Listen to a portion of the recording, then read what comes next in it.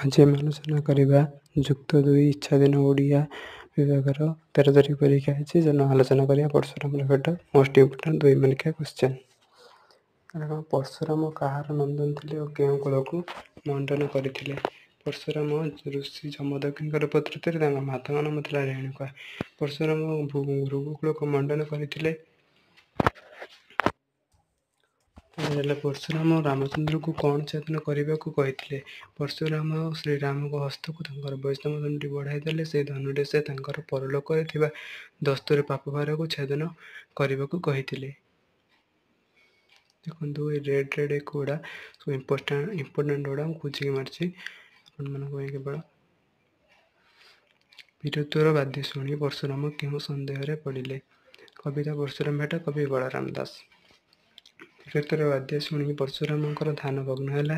ସମସ୍ତ ବୀରମାନଙ୍କୁ ବିନାଶ କରିଥିଲେ ମଧ୍ୟ କିଏ କେଉଁଠି ଦେହ ଧରି ବୀରତ୍ୱର ବଜାଉଛି ସେ ବିଷୟରେ ସେ ସନ୍ଦେହରେ ପଡ଼ିଲେ।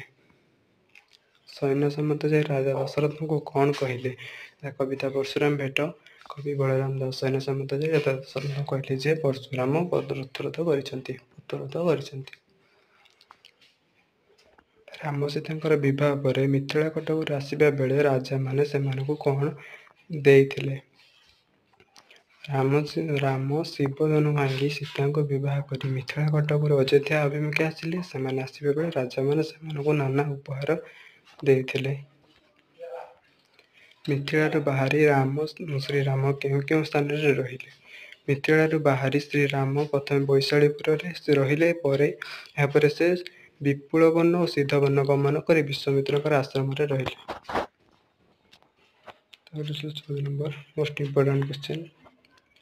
ମରୁହୁଁ ଗୁରୁ ଏବଂ ବଜ୍ରହୁଁ ଆଣ୍ଟ କାହା ବିଷୟରେ କୁହାଯାଇଛି ଏବଂ କିଏ କହିଛନ୍ତି? ମରୁହୁଁ ଗୁରୁ ବଜ୍ରହୁଁ ଆଣ୍ଟ ଏହା ଶିବଧନୁ ବିଷୟରେ କୁହାଯାଇଛି ଏବଂ ଏହାକୁ ପରଶୁରାମ କହିଛନ୍ତି। ମେରୁହୁଁ ଗୁରୁ ମେରୁଠାରୁ ଭାରୀ ଏବଂ ବଜ୍ରଠାରୁ କଠିନ। ଏହାର ଅର୍ଥ ଏହା। ପରଶୁରାମ କେଉଁ ମୁଦ୍ରାରେ ବସିଥିଲେ ଏବଂ କି ପ୍ରକାରର ବାଦ୍ୟ ଶୁଣି କ୍ରୋଧିତ ହେଲେ? କବିତା ପରଶୁରାମ ଭେଟ କବି ବଳରାମ ଦାସ। ପରଶୁରାମ ଧ୍ୟାନ ମୁଦ୍ରାରେ ବସିଥିଲେ ଏବଂ ବୀର ବାଦ୍ୟ ଶୁଣି ସେ କ୍ରୋଧିତ ହେଲେ। ଏହି ବାଦ୍ୟ ଧ୍ୱନି ତାଙ୍କର ଧ୍ୟାନଭଗ୍ନ ହୋଇଥିଲା।